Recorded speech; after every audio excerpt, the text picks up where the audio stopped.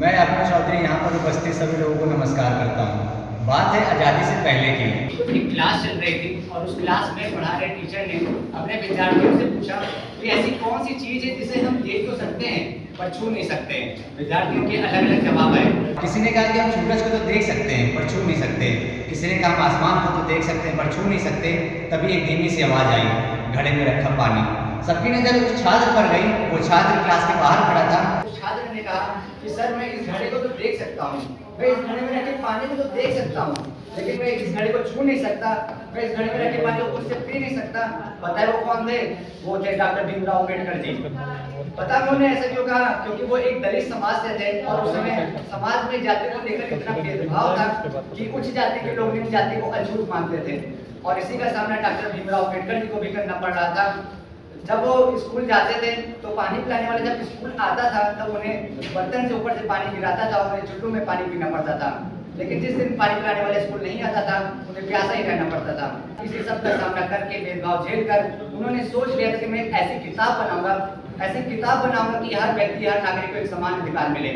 आगे जाकर कोई किताब बनी जिसका नाम हुआ संविधान, भारत का संविधान। लेकिन भारत का संविधान एक ही दिन में नहीं बन गया। इसे बनने में 2 साल 11 महीने और 18 दिन का वक्त लगा। 26 नवंबर 1949 को संविधान को स्वीकारा गया और 26 जनवरी 1950 को संविधान लागू हुआ। और संविधान में ही मानता है जो हमारे देश की राष्ट्रपति हैं श्रीमती द्रौपदी मुर्मू जी, वो एक आदिवासी समाज से हैं। तो ये फिर हमारे देश की राष्ट्रपति हैं, हमारे देश को चला रही हैं। और संविधान के ही मानता है कि उस दिन की क्लास चल रही थी और आज की क्लास चलती है, लेकिन दोनों में फर्क है। आज हर धर्म के लोग, हर जाति के लोग एक साथ बैठकर पढ़ते हैं, एक साथ लंच करते हैं, खाना खाते हैं और एक दूसरे के मित्र भी हैं।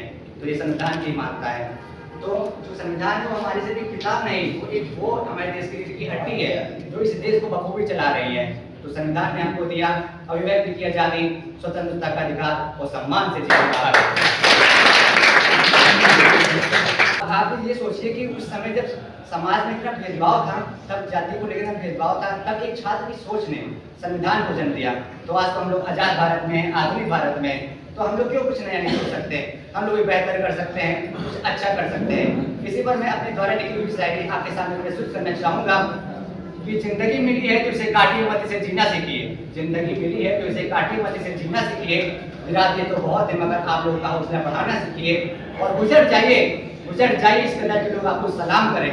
कर जाइए ऐसा काम अपनी जिंदगी में कि मरने के बाद लोग आपका नाम याद करें। जय भारत, जय संविधान।